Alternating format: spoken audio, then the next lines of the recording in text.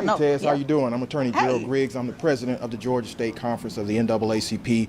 And what I'm excited to hear about is more about what infrastructure they're going to build in Georgia, how they're going to protect the rights to vote in Georgia, how they're going to protect reproductive rights for Georgia women, and most importantly, what will Georgia get out of each candidate? I know both candidates are talking to black men. We have to remember that we can't just center the conversation just on black men. We have to talk to all of Georgia, the 2.2 million registered Georgia voters who are black, and talk about an agenda that speaks to them.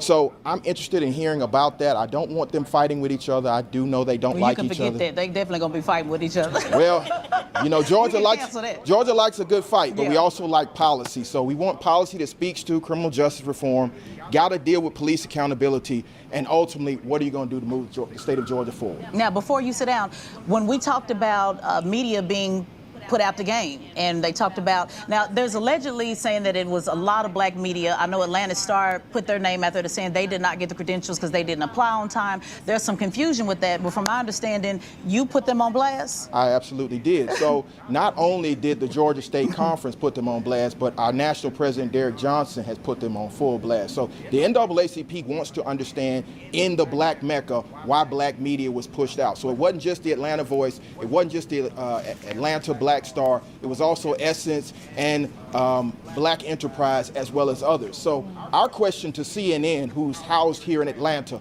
why did you feel it necessary to silence black voices, to silence black reporters? That's unacceptable, and the NAACP will speak with them directly if it's not rendered, and I don't think it was. Can I ask a couple of questions about that, though? Because I want to make sure there's some clarity. So was it that some of them did not apply for the deadline, or is it they didn't get the invite, or like give us some, when you say they weren't included? My understanding is some applied after the cutoff, some didn't get the invite, and none of them were invited at all. So I understand that conversation has happened with the mayor of Atlanta. I know other civil rights leaders have reached out, but we at the Georgia State Conference want an explanation from CNN immediately why certain media outlets that are black media outlets, because we are in the black Mecca for voters that are black who will decide this election. We want to hear directly from CNN why they felt the need to close the door on them. Well, y'all heard that. Hey, CNN, did you hear? They said they want to hear directly.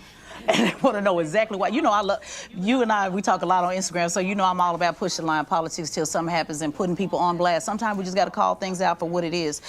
Did the Joe Biden campaign respond? I just want to make sure, because didn't they put something out? Again, the NAACP is nonpartisan, so I think both candidates did say something.